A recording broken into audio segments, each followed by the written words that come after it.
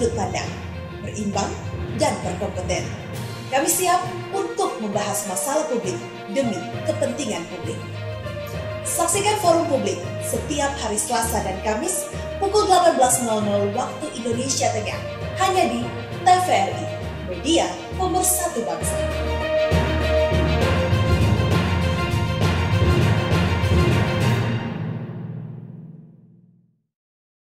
Kalimantan Selatan, tanah yang kaya akan keindahan dan keanekaragaman hayati, termasuk primata endemik yang hampir punah.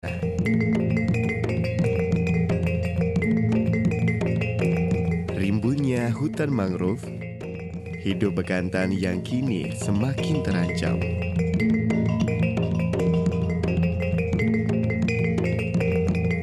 Primata dengan hidung panjang dan rambut berwarna coklat kemerahan adalah bagian dari warisan alam kita. Bekantan adalah primata endemik Kalimantan yang status konservasinya saat ini terancam punah. Keberadaannya di alam sebagai penanda spesies kunci yang menjaga keseimbangan sebuah ekosistem karena perannya sebagai agen biodiversitas dan agen regenerator hutan. Melestarikan bekantan melalui pemulihan habitatnya, stop perburuan liar. Mari membangun mata rantai kepedulian bersama dengan memuliakan alam. Selamatkan bekantan, selamatkan peradaban manusia. Melalui restorasi.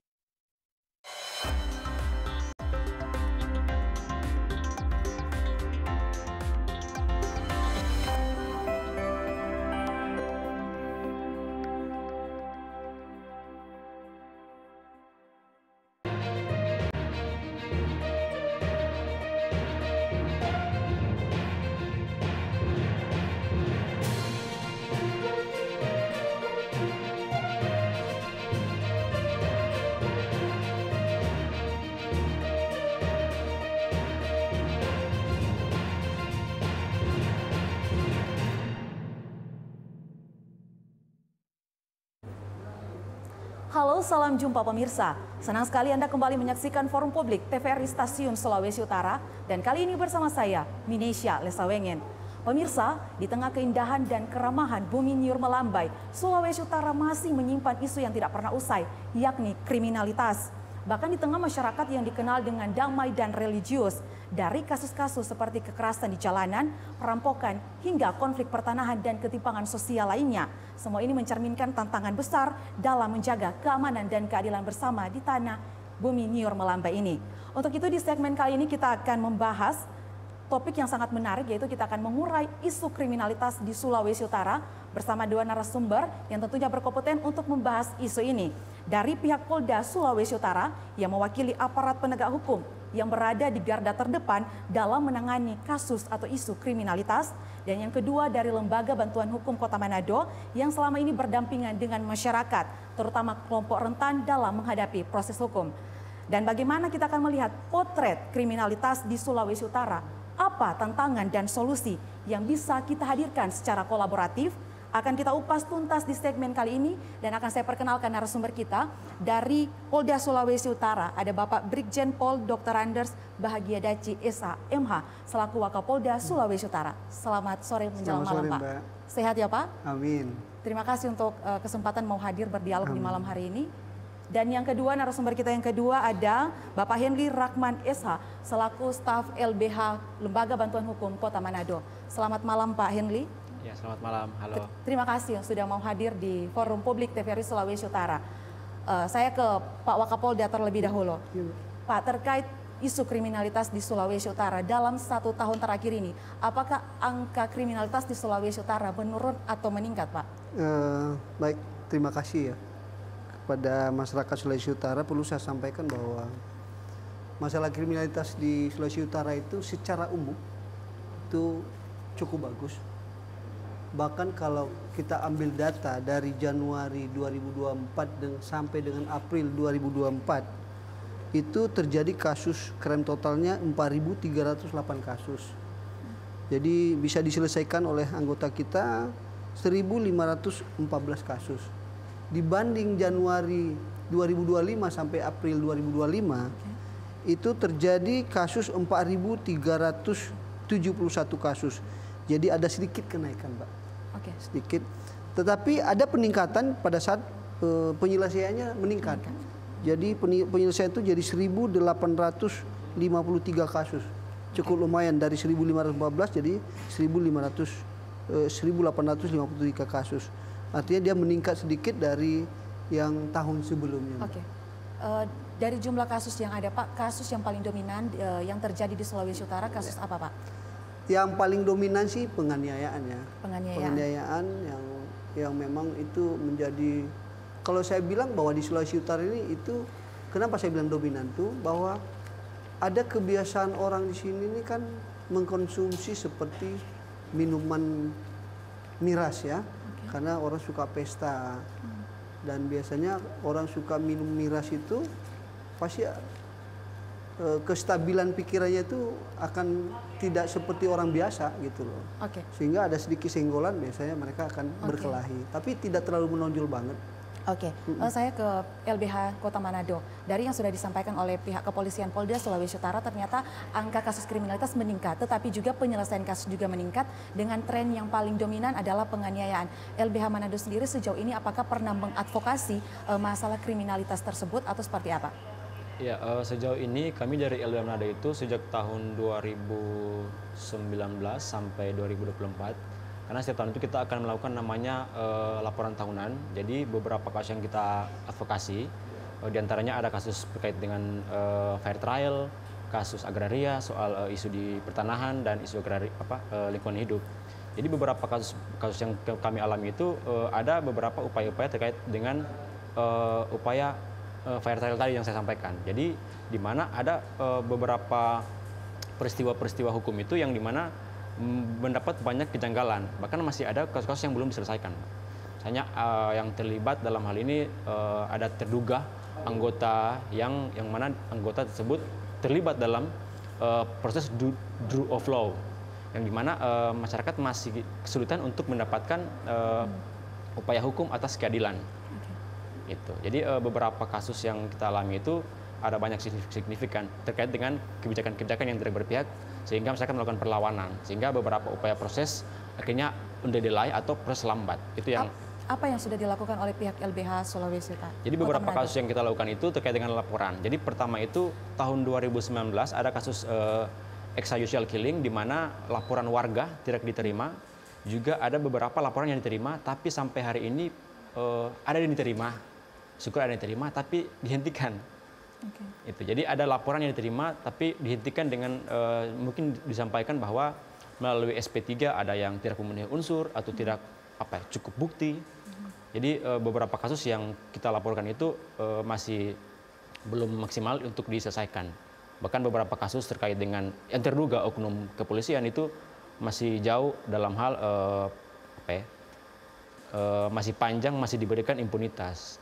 Tapi beberapa upaya kita lakukan itu terkait dengan sudah membuat laporan di Komnas HAM, bahkan pernah lapor di Mabes Polri dan lembaga pengawas kepolisian, Kompolnas ya Pak. Ya.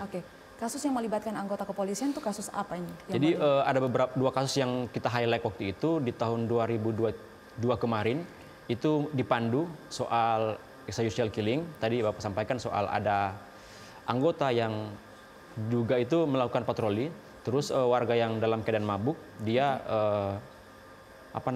sudah tidak sadarkan diri, terus membawa semacam pecahan pot bunga seperti ini, terus mengejar beberapa warga di sekitar, sehingga dilaporlah peristiwa itu terjadi penembakan. Jadi waktu itu di malam hari kami tidak tahu seperti apa kejadiannya, tapi menurut keterangan warga ada 2 kali tembakan. Dan itu mengenai korban. Sampai hari ini laporannya tidak diterima. Baik. Pak, ini dari pihak kepolisian melihat situasi seperti ini kan bisa mempengaruhi tingkat kepercayaan publik dalam penegakan hukum di Sulawesi Utara. Bagaimana Bapak mau menanggapi atau meluruskan informasi ini kepada publik, kepada masyarakat? Jadi begini, perlu juga masyarakat kita tahu bahwa penanganan perkara itu tidak seperti membalikan telapak tangan. Jadi butuh proses, Mbak. Mulai dari diterima laporan polisi, lakukan penyelidikan, digelar sampai ke penyidikan, digelar lagi sampai penentuan tersangka. Yang menjadi problem sekarang adalah sumber daya manusia kita yang memang kita pasti kita butuhkan untuk kita tingkatkan. Saya ngakui sebagai Wakapolda di tempat ini bahwa sumber daya manusia di sini perlu kita tingkatkan, Mbak. Jadi apapun, saya minta maaf kepada masyarakat bahwa polisi itu akan terus berusaha untuk memperbaiki dirinya, karena itu merupakan tanggung jawab dia. Bagaimana dia bisa menyelesaikan pekerjaan bagi masyarakat yang meminta keadilan ke polisi. Nah, terkait dengan kasus ini ya kebetulan saya belum ada waktu itu ya. Iya. Itu kan 2002 ya. 2002. Tapi saya mau katakan bahwa coba deh kami nanti, kebetulan di sini saya ikutkan Dirkrimum, coba kami cari filenya. Kami cari filenya, akan saya cek, nanti akan saya perintahkan untuk dicek kembali. Atau kalau mungkin ada korbannya itu, coba ke kita deh. Kita interogasi. Sebenarnya kasusnya itu yang bagaimana? Karena di sini, Mbak, saya katakan lagi bahwa penggunaan senjata api itu marak sekali. Kemarin Bapak Kapolda itu perintahkan seluruh jajaran untuk melakukan operasi. Karena ada kejadian yang penembakan oknum anggota kita di Ratatoto. Dan terbukti itu kita bisa sita begitu banyak senjata api. Yang mana senjata api tersebut walaupun senjata rakitan, tapi itu bisa membunuh orang. Nah, oleh sebab itu kasus seperti yang disampaikan Mas dari LBH ini, memang kita perlu evaluasi kembali, perlu kita cek kembali. Kira-kira saat itu situasinya bagaimana? Kan tidak menutup kemungkinan kan, bisa aja masyarakat yang bawa senjata api, senjata mainan. Saya katakan lagi, di Sulawesi Utara ini marak masalah senjata api, Mbak. Jadi oleh sebab itu saya juga menghimbau kepada masyarakat, setelah polisi melakukan penegakan hukum terhadap orang-orang yang membawa senjata api, bahkan dirakit itu dirakit kemarin, dan itu semua perintah Kapolda, tidak ada penangguhan, semua kita tahan itu, semua kita tahan. Jadi mungkin Mas, saya sampaikan bahwa kalau itu masih ada orangnya, coba deh kita ngobrol-ngobrol sama dia, kita tanya apa sih penyebab sebenarnya kan. Kalau saya ada waktu itu, segera kolaborasi ya Pak, ini dia segera untuk menyelesaikan kasus tersebut. Karena ini kan menjadi tantangan terbesar ya dalam juga pihak kepolisian dalam penegak hukum, karena ini berkaitan dengan kepercayaan publik. Nah Pak tadi mengapresiasi juga ternyata ada upaya untuk meningkatkan kualitas SDM. Kita terus terang saya sampaikan bahwa masalah SDM itu menjadi problem utama kita. Di sini itu. Langkah utama yang dilakukan oleh pihak Polda Sulawesi Utara untuk meningkatkan kualitas SDM jajaran kepolisian seperti apa, Pak? Kita mulai sekarang kita ngirim mereka untuk kita sekolahkan, kita kirim untuk Dikjur, bahkan kita panggil ahli-ahli dari Jakarta untuk dididik di sini secara internal di SPN.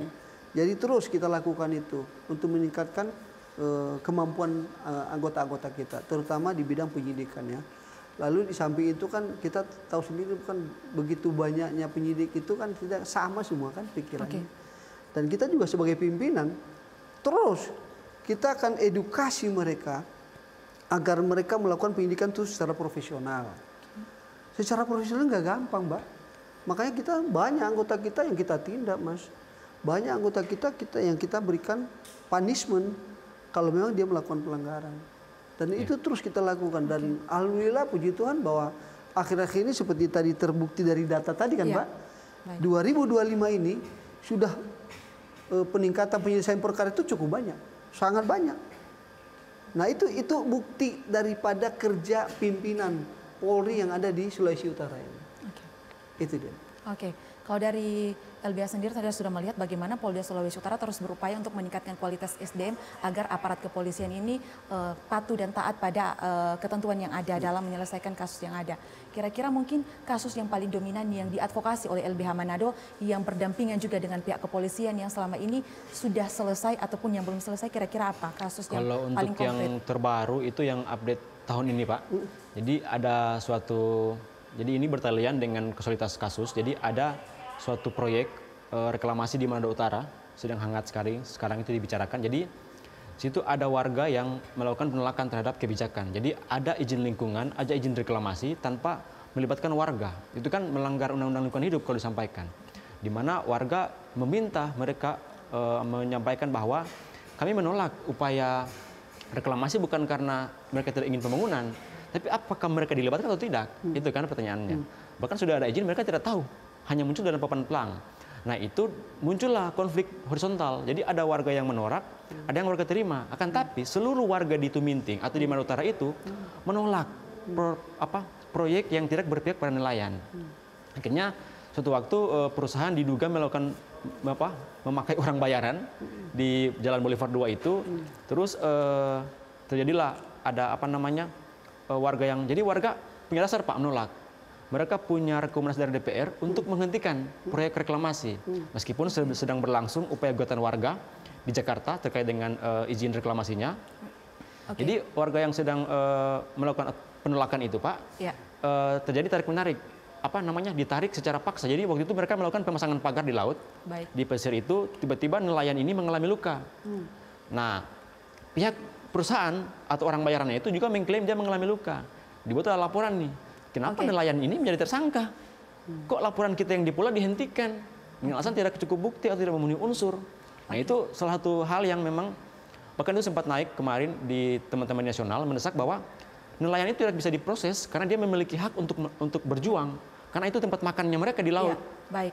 Jadi ini salah satu kasus yang ternyata perlu dia berkaitan dengan masalah sosial yang perlu ditanggapi juga atau mungkin menjadi perhatian dari pihak Polda Sulawesi Utara. Tapi Pak ditahan dulu karena kita akan menyaksikan pesan-pesan berikut ini. Pemirsa tetaplah bersama kami dalam Forum Publik.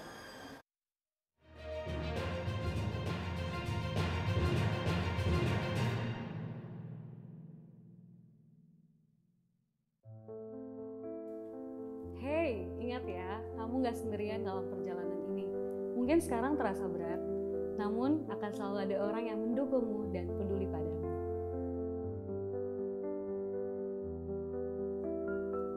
Hai, tidak apa-apa jika kamu merasa lelah dan sedih.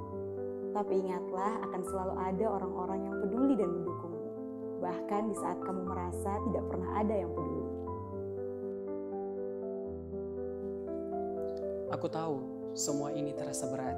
Tapi ingat, ini bukan akhir dari perjalananmu. Segala masalah pasti ada solusinya. Karena setiap beban akan terasa lebih ringan jika kita pikul bersama. Ingat, masa depanmu lebih besar daripada masalah ini. Jangan pernah ragu untuk bicara dan meminta bantuan. Kamu kuat, Kamu berharga. Dan percayalah, ada cahaya Di ujung jalan.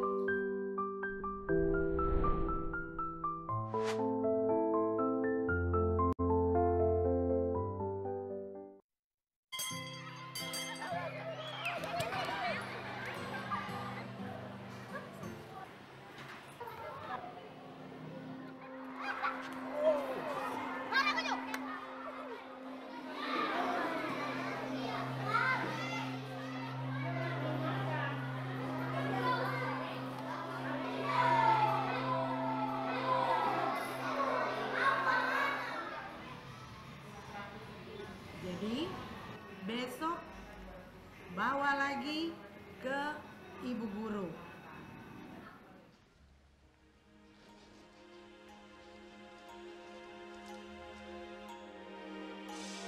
Tugas yang kemarin ada buat tidak?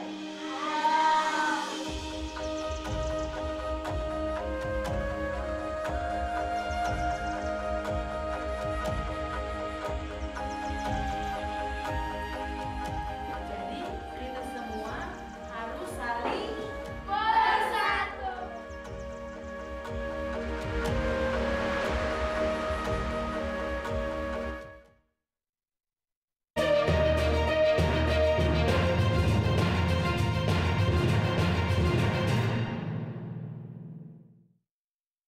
Terima kasih pemirsa, Anda masih bersama kami dalam Forum Publik TVRI Sulawesi Utara dengan topik mengurai isu kriminalitas di Sulawesi Utara.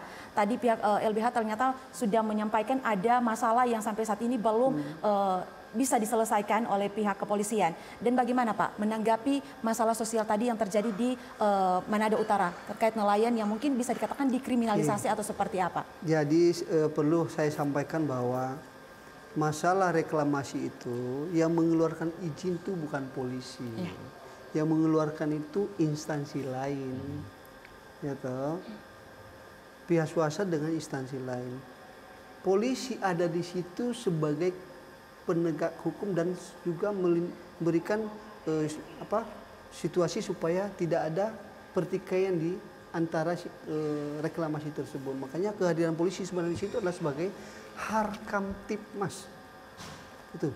Jadi kalau ada tadi yang luka dengan yang luka tadi, nah makanya saya tanya Masnya, kasusnya udah sampai mana? Ternyata baru sampai jaksa. Ya belum tentu. Jaksa bisa saja dikembalikan lagi atau dia bilang nggak masuk unsur ini kan. Jadi kita sabar saja. Kalau misalnya nilainya juga ada yang lapor terus sudah di SP3, nanti saya janji saya akan cek nanti. Saya ada Dirkrim umum. Kasih aja datanya ke kita, Mas. Tapi sekali lagi, reklamasi itu bukan pihak polisi yang mengeluarkan izin. Jadi itulah hebatnya polisi itu kan. Jadi di mana-mana polisi harus ada. Apapun walaupun bukan tugas pokoknya pun polisi ada. Polisi mana gitu. Harus berdampingan dengan masyarakat ya Pak. Tapi untung juga lah ada teman-teman LBH ini yang suka melihat hal-hal yang negatif ya sampai saya jujur saya sampaikan terima kasih kepada teman-teman LBH bahwa itu suatu mitra kami yang memberi masukan kepada polisi selama ini. Ya, untuk bisa memperbaiki anggota kita. Ternyata untuk melihat situasi di masyarakat perlu ada kolaborasi bersama dengan berbagai pihak. Kami harus perlu komunikasi terus dengan LBH. Karena tuntutannya pihak kepolisian harus berdampingan dengan masyarakat. Karena tadi Pak, berkaitan dengan keamanan dan juga ketertibannya. Ini masih marak terjadi. Bagaimana dengan kriminalitas yang melibatkan anak di bawah umur? Maraknya ini Pak soal panawayar. Ini kriminalitas yang terjadi bagaimana itu Pak? Nah, jadi akhir-akhir ini memang panawayar ini lagi marak ini Mbak. Makanya kemarin kita lakukan gelar operasional yang dipimpin Bapak Kapolda. Dan sebelumnya Kapolda udah kunjungan kerja ke tempat-tempat yang memang marak wayar itu dan sudah diperintahkan Pak bahwa apapun tetap polisi harus terus melakukan operasi. Bahkan Mabes Polri sekarang telah memulai mencetuskan adanya operasi premanisme. Ya. Jadi mohon maaf ini kepada rekan-rekan saya warga Sulawesi Utara mungkin sedikit agak terganggu kan aktivitasnya. Ya untuk keamanan Bapak Ibu semua. Jadi yang jelas untuk panawayar nih kita udah terus kita lakukan operasi dan sudah beberapa kasus yang sudah kita ungkap Mbak. Di daerah Manado itu banyak itu kita sita, kita proses dan sekarang ini masih ditahan. Kebetulan ada Dirkrim ini. Masih kita tahan, barang buktinya banyak. Dan tolong kepada masyarakat yang tahu di mana sumber panawayar itu dibuat, tolong diberitahu kita. Karena kebetulan polisi di sini kan punya keterbatasan.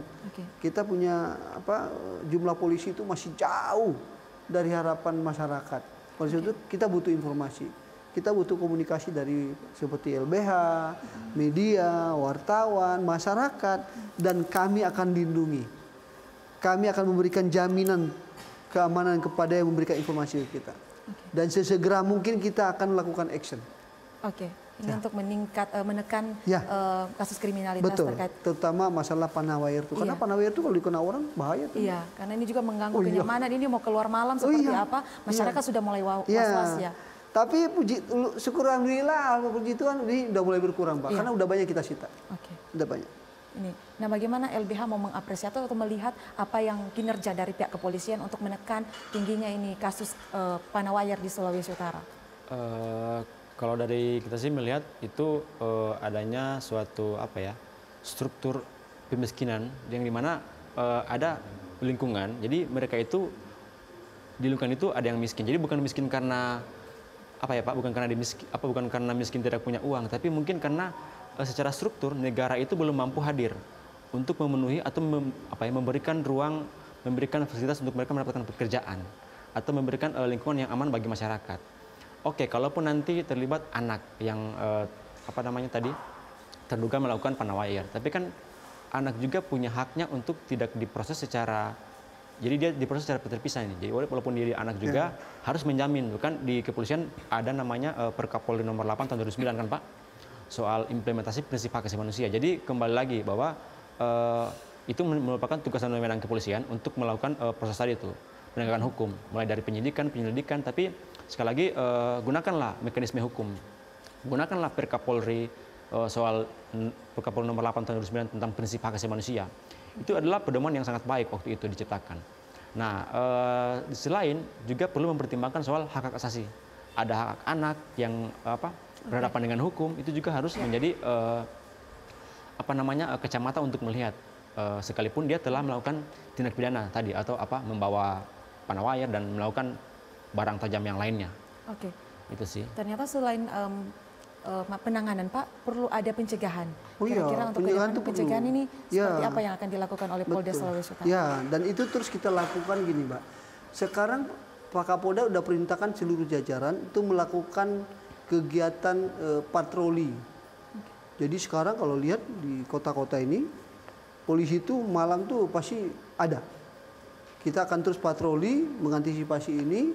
Dan seperti yang Mas bilang tadi betul bahwa kalau memang itu di bawah umur ya pasti kita akan proses dia sesuai dengan prosedurnya, Mbak.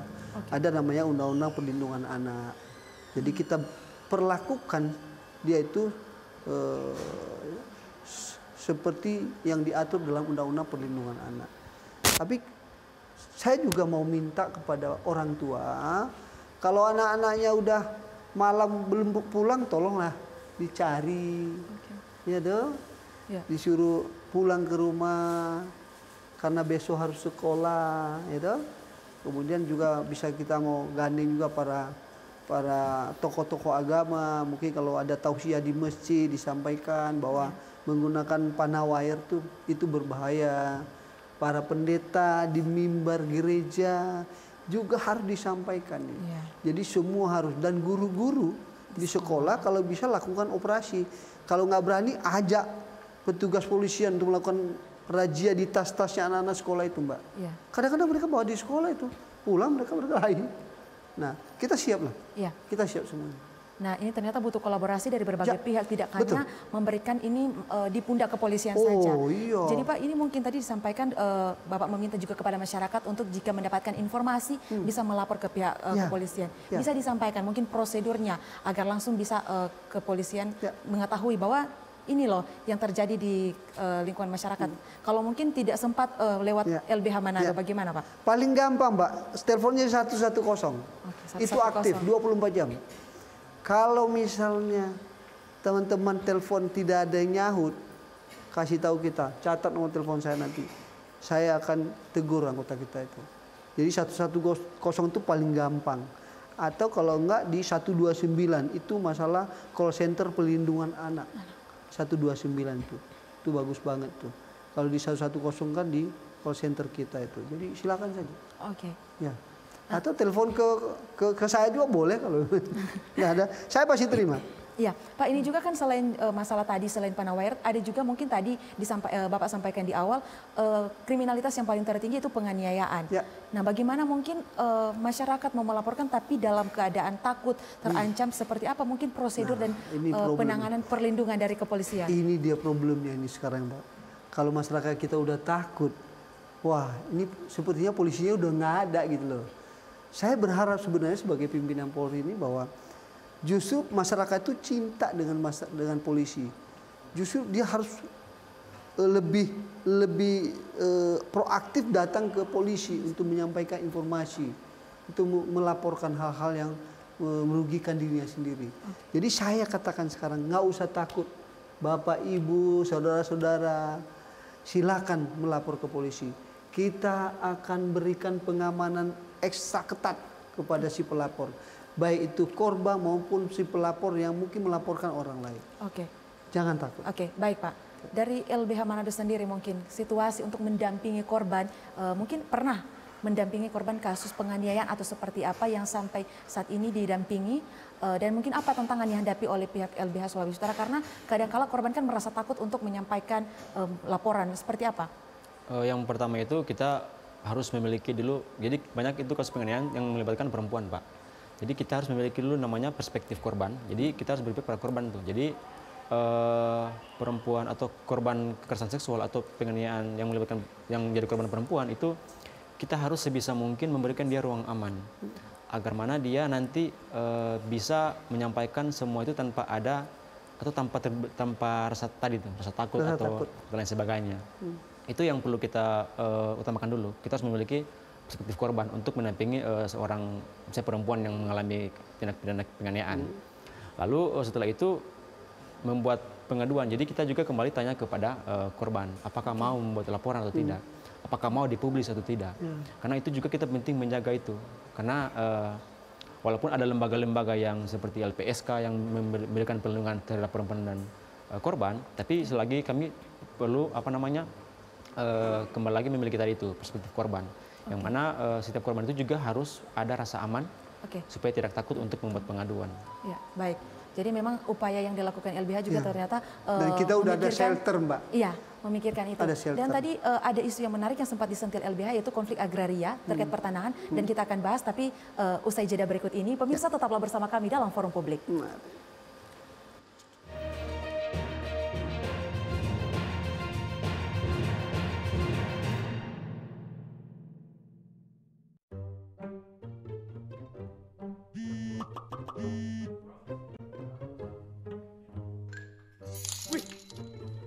Udah deh, gak usah tergiur keuntungan instan. Di awal, semua pasti menang. Makanya ketagihan.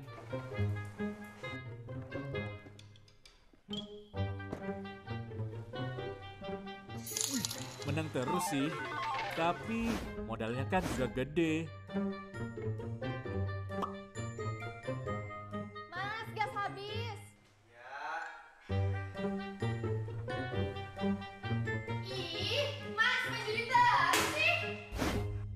Udah deh, mendingan berhenti. Jangan nunggu sadar saat semua menghilang. Stop judi online. Yuk, bersama berantas judi online.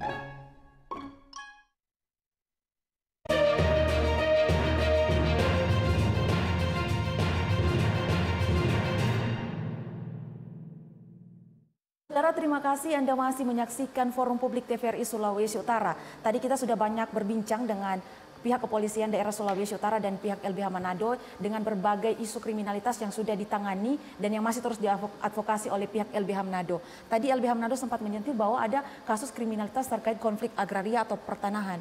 Mungkin bisa disampaikan masalah atau konflik pertanahan apa saja seperti apa yang sudah diadvokasi atau ditangani difasilitasi oleh LBH Manado. Ya, jadi di kami itu ada kasus yang sedang kami advokasi itu terkait dengan ada di Kalase, di Minahasa itu ada warga petani yang sudah lama mengelola tanah itu tiba-tiba mantan gubernur itu mengeluarkan keputusan yang namanya hibah bahwa itu diberikan kepada Kementerian Maritim dan Kementerian Pariwisata. Jadi dalam situ terjadilah konflik. Jadi sementara proses gugatan terkait dengan SK itu ada rencana untuk kita membatalkan, tapi selama proses persidangan, jadi waktu itu dalam tahap kasasi, belum ada putusan yang inkrah, tapi negara sudah melakukan upaya pengusuran secara paksa. Nelayan yang waktu itu sedang melakukan sedang bertani, tiba-tiba datang puluhan anggota kepolisian, Satpol PP melakukan mengawal alat berat untuk masuk di Desa Kalase 2. Nah, sampai sekarang beberapa petani itu kehilangan tanah yang mereka sudah garap secara turun-temurun, bahkan mereka tidak mendapatkan ganti rugi yang layak.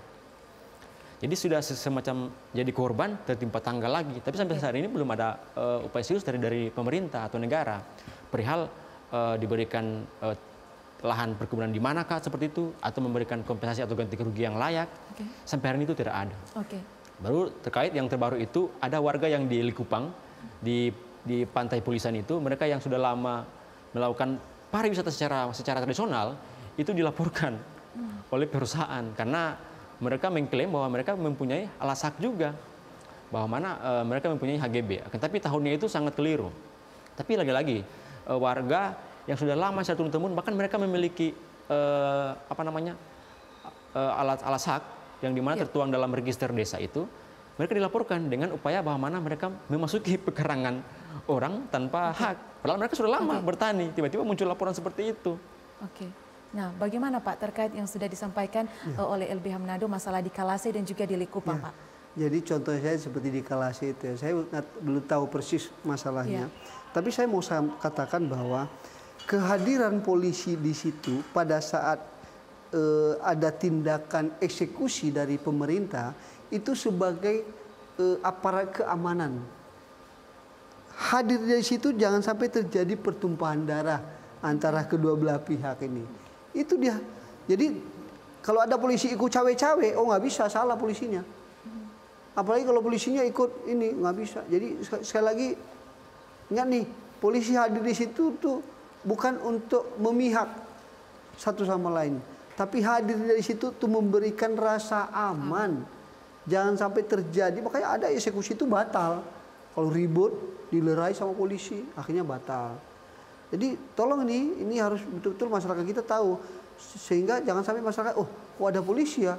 Seperti tadi Mas bilang, oh kok ngawal alat berat ya?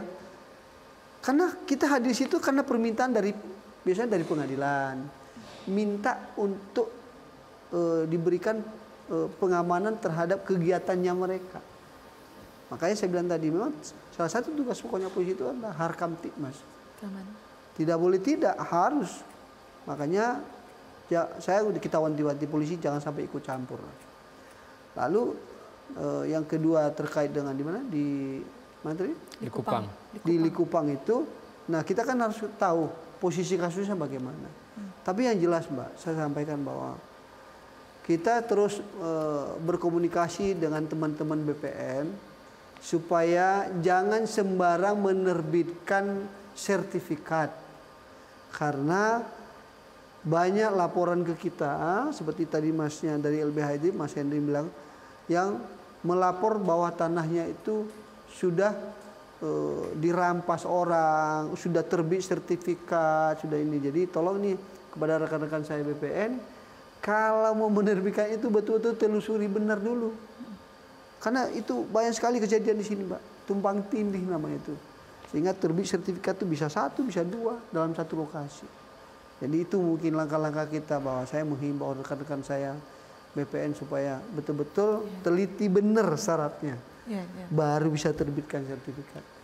Iya, kalau terkait mafia tanah Pak? Mafia tanah ini juga menjadi, saya katakan tadi bahwa mafia tanah itu pemerintah sekarang sudah terus memerintahkan untuk membentuk tim pemberantasan mafia tanah, termasuk Polri yang diperintahkan oleh Pak Kapolri. Dan sekarang kita lagi terus menggaungkan itu di sini. Dan ada beberapa kasus tanah itu sedang diproses oleh Dirkrim Umbat. Oke, bagaimana LBH mau melihat ternyata memang ini kehadiran kepolisian adalah untuk menjaga agar tidak ada pertumpahan darah dan tetap menjaga ada keamanan? Kalau perihal itu sih kita banyak laporan juga terkait dengan pengawalan itu. Bahkan ada beberapa pengawalan itu seharusnya yang tidak perlu. Jadi misalkan kalau di kelas itu Pak, tadi saya ralat, itu bukan ada eksekusi, tapi belum ada eksekusi dari pengadilan karena masih proses kasasi. Tapi sudah dikawal oleh Satpol PP, kepolisian, bahkan ratusan personil dikirim. Bahkan ada tembakan gas air mata Pak. Jadi waktu itu warga menolak bahwa ini masih dalam proses sengketa, harusnya belum ada upaya penggusuran, makanya belum ada eksekusi, makanya kami sampaikan itu adalah penggusuran. Karena kalau penggusuran itu adalah pelanggaran HAM, karena mereka akan kehilangan mata pencaharian, juga merasakan trauma akibat adanya konflik yang mereka terima itu. Jadi kalau untuk kami sendiri sih banyak catatan untuk lembaga kepolisian agar kembalilah melakukan presisi, atau ayolah kita sama-sama teman-teman nasional juga harus mendesak adanya reformasi kepolisian. Ya mungkin bisa jadi Mbak, bisa jadi ada informasi bahwa ada sekelompok orang yang datang ke situ. Polisi pun bagaimana pasti harus hadir ke situ Mbak. Sehingga saya katakan tadi, akhirnya kan memang serba salah kan. Dikirain masyarakatnya, oh jangan-jangan ini ngawal Satpol PP. Ngapain kita ngawal Satpol PP? Tapi yang jelas sekali lagi saya katakan bahwa kalau ada mau polisi saat terjadinya itu terus dia memihak, kasih tahu kita. Catat namanya, laporkan kita akan tegur dia, bila perlu kita akan tindak. Oke, ini bentuk komitmen ya Pak, untuk memastikan bahwa memang kepolisian ini berpihak kepada nggak boleh berpihak dia, nggak boleh berpihak. Harus polisi itu harus independen dia, profesional. Itu salah satu tujuan tadi untuk meningkatkan juga kualitas SDM jajaran kepolisian. Itu dia. Jadi tadi nih Pak, penting juga saya melihat ya bahwa untuk memberikan ini penting juga peran media untuk mengadvokasi, Oh memberikan iya, informasi betul. baik dari suara masyarakat Betul. dan juga suara kepolisian. Bagaimana mau menjamin juga kebebasan daripada media ini untuk menyampaikan informasi? Apakah sejauh ini di Polda Sulawesi Utara pernah menangani kasus terkait kriminalisasi media ataupun dari pihak-pihak jurnalis? Selama saya di sini setahun kayaknya belum ada ya. Belum pernah ya? Kita sama media itu sama teman-teman wartawan tuh cukup bagus komunikasinya. Intinya kan komunikasi, Mbak. Kalau nggak ada komunikasi seperti Mas ini udah ketemu ini, ya nanti kita tukar-tukar telepon. Pasti kalau terus komunikasi dengan beliaunya ini pasti adem kok. Ya kan? Masalahnya kan kalau nggak ada komunikasi itu tiba-tiba muncul masalah sana muncul masalah itu saling curiga, itu nggak baik. Makanya kita harus berkomunikasi dengan baik. Setelah itu kita koordinasi dengan baik, lalu kita bersama-sama berkolaborasi. Oke. Kalau LBH Manado sendiri, apakah pernah ada laporan terkait kriminalisasi mungkin kebebasan dalam berpendapat dan kebebasan dalam menyampaikan informasi dari media atau jurnalis? Kita sih kalau pengalaman kami itu terkait dengan pertama itu masih ada upaya menghalangi kita untuk melakukan kerja-kerja bantuan hukum. Karena kan kita itu memiliki concern bahwa untuk memberikan bantuan hukum itu secara perspektif hak asasi manusia. Jadi banyak, jadi misalnya dalam hal melakukan pendampingan kepada teman-teman yang aksi demo. Terus ada beberapa orang yang ditangkap. Tapi saat mau peserta demo ditangkap, kita tidak diperbolehkan untuk mendampingi.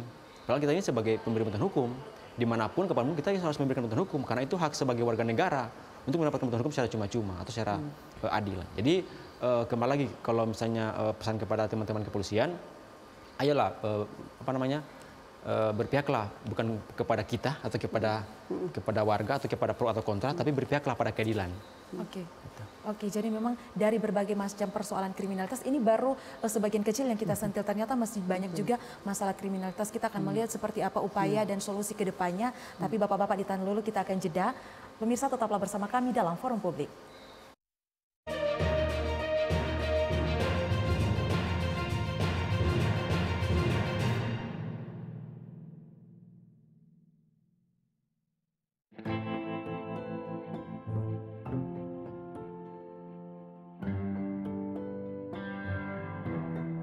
Kasus bullying semakin hari semakin meningkat.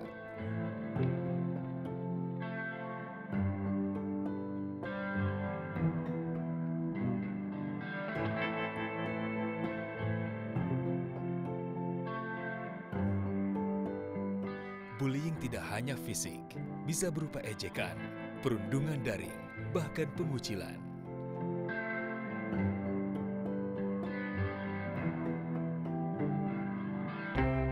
Bullying merusak harga diri, kesehatan mental, dan masa depan.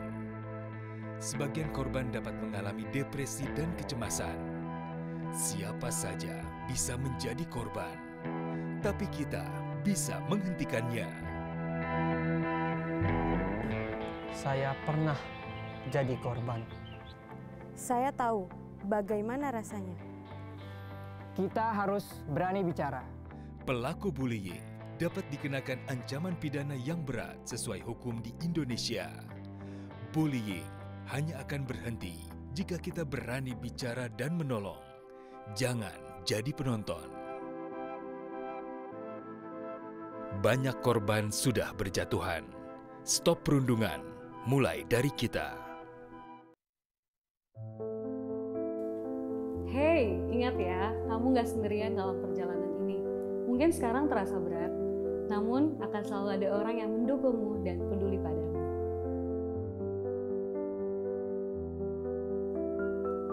Hai, tidak apa-apa jika kamu merasa lelah dan sedih. Tapi ingatlah akan selalu ada orang-orang yang peduli dan mendukungmu. Bahkan di saat kamu merasa tidak pernah ada yang peduli. Aku tahu semua ini terasa berat. Tapi ingat, ini bukan akhir dari perjalananmu. Segala masalah pasti ada solusinya.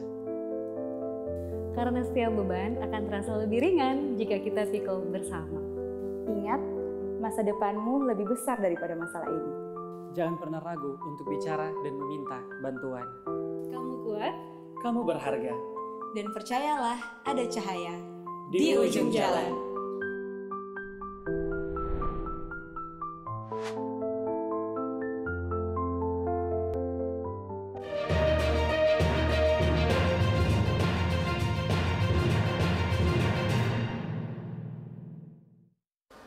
Terima kasih pemirsa, masih bersama kami dalam Forum Publik TVRI Sulawesi Utara.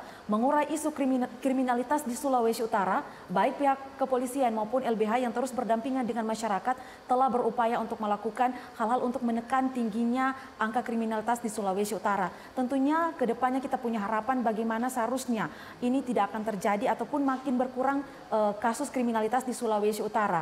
Ada berbagai upaya yang perlu dilakukan oleh pemerintah. Pihak LBH melihat bagaimana seharusnya pemerintah membuat sebuah kebijakan yang efektif agar bisa meminimalisir atau menekan kriminalitas di Sulawesi Utara. Oke, sebenarnya kalaupun dari pemerintah itu kan sudah ada ya beberapa aturan. Jadi perihal ada hukum pidana kita yang mengatur, ada undang-undang dasar, dan juga ada undang-undang hak asasi manusia. Jadi negara itu haruslah kita kan negara hukum, jadi haruslah berpatokan pada hukum. Misalnya kan kalau dalam hukum-hukum acara begitu kan harusnya negara itu atau pemerintah itu harus hadir seharusnya di tengah-tengah warga. Jadi dalam hal misalnya tadi itu ada konflik agraria, ada konflik reklamasi. Negara harusnya kalaupun memang ada peristiwa atau ada hal yang menjadi penolakan warga, harusnya haruslah menahan diri dulu agar misalnya kalau ada kebijakan yang memang dianggap ditolak oleh warga atau masyarakat, haruslah diajak masyarakat untuk berdiskusi. Lalu jika ada kebijakan yang memang dianggap keliru, haruslah dipertimbangkan lagi atau untuk sementara dibatalkan. Karena itu akan menjadi dampak. Kasihan teman-teman kepolisian untuk bekerja lagi ekstra. Lalu itu pemerintah juga harus mengeluarkan kebijakan, harus berpihak pada warga, berpihak pada rakyat. Tapi lagi-lagi pemerintah hanya menjadi suatu simbol ketika bahkan rakyat yang hanya hadir secara 5 tahunan, tapi setelah warga meminta meminta perlindungan secara menjadi kewajiban negara, pemerintah itu tidak hadir sampai hari ini. Bahkan teman-teman di Manado Utara sampai hari ini itu harus berjuang, harus melawan dulu di pengadilan. Tapi kan pengadilan seharusnya punya kebijakan tuh. Misalkan kalau mau cabut izin lingkungan atau izin reklamasi, kan itu bisa saja. Tapi haruslah, silakan upaya hukum kalian, silakan ini kalian. Kan kesian warga nggak punya uang untuk menggugat. Itu. Oke, baik. Nah, bagaimana dari Polda Sulawesi Utara, apa program unggulan yang akan dilakukan ataupun ketika dialog ini Pak muncul sebuah ide baru, gagasan baru untuk menangani isu-isu kriminalitas yang sudah kita bahas tadi Pak? Yang jelas pimpinan Polda ini, Bapak Kapolda sudah berupaya mengambil langkah-langkah dalam menekan kriminalitas di Sulawesi Utara ini. Ada 3 hal Mbak. Yang pertama yang kita lakukan adalah yaitu strategi preemptifnya Mbak. Ini kenapa ini lebih duluan diambil strategi preemptif ini, karena kita harus bisa mengantisipasi secara dini. Jadi kan sebenarnya kriminalitas kan terjadi karena ada niat, kesempatan. Nah kesempatan inilah yang harus kita cegah. Dengan kehadiran polisi di tengah-tengah masyarakat, kesempatan dia nggak ada. Makanya saya bilang tadi strategi preemptif ini penting banget. Supaya semua faktor dalam kehidupan masyarakat itu, terutama yang bersifat negatif itu, dan berpotensi menimbulkan jadi gangguan keamanan itu bisa tidak terjadi. Jadi makanya saya bilang tadi ada niat, ada kesempatan. Niat itu dari diri sendiri, ya kan? Nah kesempatan ini itu terkait dengan orang lain. Nggak ada polisi, ada kesempatan dia bisa melakukan kejahatan. Yang kedua Mbak, yaitu strategi preventif yang dilakukan oleh Polda ini, yaitu di mana metode ini yaitu untuk mencegah dan menjaga agar ambang gangguan tadi yang sudah saya sampaikan ada kesempatan ini tidak berkembang menjadi gangguan nyata. Karena kalau udah terjadi gangguan nyata, maka penanganannya udah beda lagi. Ya, makanya itu yang harus kita lakukan. Itu yang terus disampaikan oleh Bapak Kapolda ke seluruh jajaran di Sulawesi Utara ini. Terus yang ketiga adalah strategi penegakan hukum. Ini terakhir sekali Mbak. Kalau memang udah nggak bisa lagi, maka muncullah penegakan hukum ini. Jadi saya katakan kepada seluruh masyarakat Sulawesi Utara bahwa strategi-strategi inilah yang dilakukan oleh Bapak Kapolda selama ini. Jadi jangan masyarakat jangan ragu-ragu untuk melapor. Nanti kalau melapor terus dilakukan proses penyidikan. Enggak. Jadi mungkin begitu dilapor ke kita, kita akan cek lagi. Kita akan coba upayakan lagi. Bila perlu ada istilah kita di sini penggunaan restorasi justice, Mbak. Restorasi justice itu kebetulan saya salah satu pembuatnya. Jadi itu kita buat itu adalah untuk mengantisipasi kejadian-kejadian kecil-kecil ini. Jangan sampai kata seperti Mas bilang tadi, wah orang susah, tapi mau cari keadilan aja susah banget, harus sampai ke pengadilan, biaya besar segala macam. Jadi itu bisa kita lakukan. Jadi sekali lagi penegakan hukum itu kita ambil dan kita jadikan sebagai alternatif terakhir. Oke. Kalau dari LBH sendiri bagaimana melihat mungkin peran yang bisa dimainkan oleh masyarakat sipil dalam mencegah dan menangani kriminalitas di Sulawesi Utara? Sebenarnya kalau untuk itu kita sih harus kembali lagi, karena setiap warga negara itu kan punya hak nih. Yang menjadi kewajiban itu adalah negara, pemerintah sendiri terutama, itu menjadi tanggung jawab negara. Jadi pemerintah itu harus hadir bersama rakyat, harus ada bersama rakyat, memberikan mereka hak-haknya. Misalnya kalau ada warga tergusur, itu negara harus hadir, karena itu mereka itu dimiskinkan bukan karena mereka tidak ke sekolah dan lain sebagainya, tapi negara tidak pernah hadir, sehingga sampai hari ini pemerintah masih perlu banyak PR untuk menyelesaikan berbagai pemenuhan hak asasi manusia itu. Jadi untuk warga masyarakat, mari kita sama-sama menyampaikan seluruh aspirasi kita, menyampaikan bahwa mana kita itu berhak untuk menyampaikan kritik, menyampaikan pendapat kepada pemerintah, karena itu menjadi hak kita.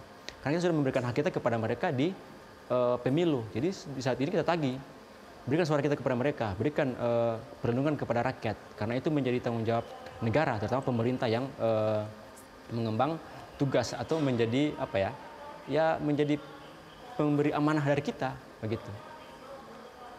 Oke, jadi memang ternyata masyarakat atau warga negara harus dijamin haknya ya untuk diberikan kenyamanan dan perlindungan. Pak, mungkin ada aplikasi yang memang disediakan untuk memantau dan juga menangani kasus kriminalitas ini secara real time, yang secara online. Karena kan kita lihat ini sudah serba digital. Apakah untuk memudahkan masyarakat itu seperti apa mungkin yang saranan yang disediakan oleh pihak kepolisian? Pertama ya saya katakan tadi bahwa dia bisa langsung tekan 110, itu paling cepat. Paling cepat sekali itu. Makanya 110 itu nggak ribet. Lalu yang kedua, polisi ada di mana-mana. Itu yang sedang kita gaungkan sekarang, Mbak. Kalau bisa polisi itu ada di mana-mana. Tapi polisi ini masih terbatas, Mbak. Tapi kita berupaya polisi ada di mana-mana. Polresta itu sudah melakukan inovasi banyak sekali, Mbak. Banyak sekali inovasi mereka lakukan untuk wilayah kota ini supaya tidak terjadi kriminalitas. Karena kalau sudah terjadi kriminalitas, yang ribet itu kita, yang susah itu kita, masyarakat kita akan terganggu. Nah, jadi tolong masyarakat kita, saya menghimbau jangan malu-malu melaporkan setiap apapun informasi yang dialami atau yang dilihat atau yang didengar oleh masyarakat. Tapi saya minta tolong juga, kebiasaan di sini Mbak, biasanya lapor maunya selesai juga sekarang, nggak bisa. Oke. Karena ada prosedurnya. Ya, bahkan paling sering banyak itu dumas itu, padahal baru kemarin lapor udah kirim dumas, kenapa nggak selesai laporan saya?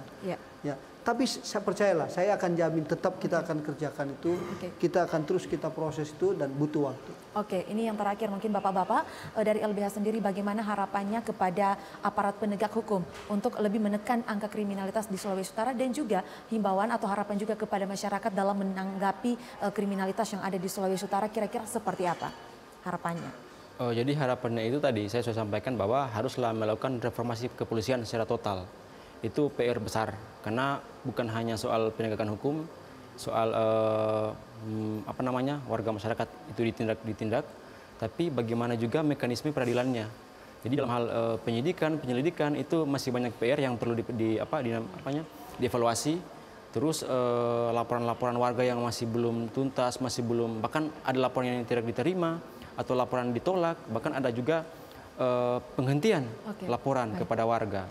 Terus kepada rakyat, kepada masyarakat semua, marilah kita bersuara. Jangan diam, lawan, karena segala macam bentuk pelanggaran kita harus bersuara. Jangan diam, sekali lagi kita bersuara. Oke, baik. Kalau dari kepolisian sendiri mengajak ini, harapannya mungkin kepada masyarakat dan juga pihak-pihak terkait agar berkolaborasi dengan pihak kepolisian agar menekan angka kriminalitas di Sulawesi Utara dan juga harapannya kepada masyarakat seperti apa, Pak? Pokoknya polisi siap menerima kritik dari mana saja, Mbak. Dan saya juga mengajak masyarakat supaya jangan dikit-dikit terus beranggapan negatif. Pakai jalur hukum saja, misalnya seperti Mas Mila tadi, kok ada yang dihentikan dan yang tidak. Sudah pra peradilan saja. Itu sudah ada mekanismenya. Jadi saya mengajak masyarakat kita supaya menggunakan haknya sebagai warga negara yang baik, gunakan haknya untuk mencari keadilan itu. Tapi kita akan terus edukasi anggota kita. Memang saya sudah bilang tadi bahwa banyak kekurangan kita untuk terus bisa meningkatkan penyelesaian kriminalitas di Sulawesi Utara ini. Oke, baik Bapak-Bapak dan pemirsa, dari dialog kita di malam hari ini di segmen kali ini tentang mengurai isu kriminalitas di Sulawesi Utara, kita melihat bahwa penanganan kriminalitas tidak bisa di satu pundak saja. Dibutuhkan sinergitas bersama antara aparat kepolisian, lembaga bantuan hukum, dan tentunya partisipasi aktif dari masyarakat. Dan dari dialog kita malam hari ini mencerminkan bahwa Polda Sulawesi Utara dan LBH Kota Manado menunjukkan bahwa ruang kolaborasi itu masih terbuka untuk mendorong penegakan hukum yang berkeadilan, transparan, dan berpihak pada kepentingan publik. Pemirsa, terima kasih atas kebersamaan Anda dan juga tentunya terima kasih atas kesediaan dari para narasumber, Bapak Brigjen Pol Dr. Andes Bahagia Daci SHMH dan juga pihak LBH Kota Manado Bapak Henry Rahman SH yang sudah menyempatkan waktu untuk berdialog bersama kita dan menyampaikan informasi yang sangat berkualitas untuk masyarakat Sulawesi Utara. Dan kepada pemirsa tetap terus saksikan Forum Publik TVRI Sulawesi Utara setiap hari Kamis pukul 16.00 WITA waktu Indonesia Tengah di TVRI Sulawesi Utara. Akhirnya saya Minesha Lesawengen mewakili kerabat kerja yang bertugas pamit undur diri dari hadapan Anda. Selamat malam, tetap jaga keamanan dan kedamaian. Sampai jumpa di dialog selanjutnya.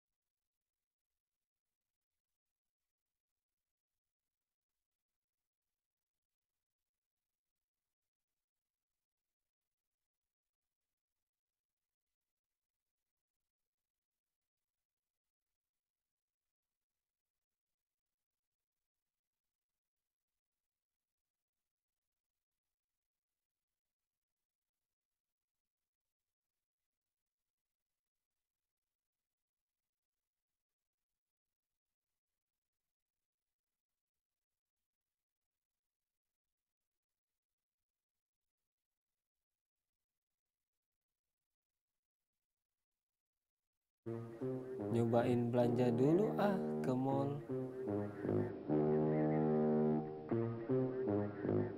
Beras, gula pasir, kopi, tepung.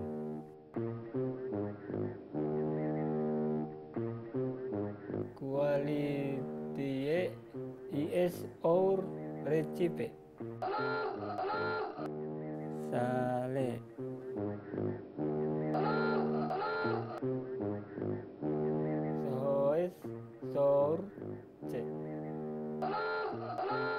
Di mana sih